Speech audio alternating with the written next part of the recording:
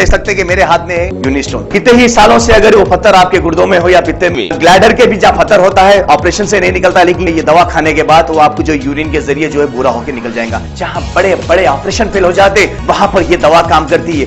गुर्दे और पित्ते की पथरी ये प्रोडक्ट से गल जाती है, फिर दोबारा पथरी फॉर्म होने नहीं देती और इसमें कोई साइड इफेक्ट भी नहीं है।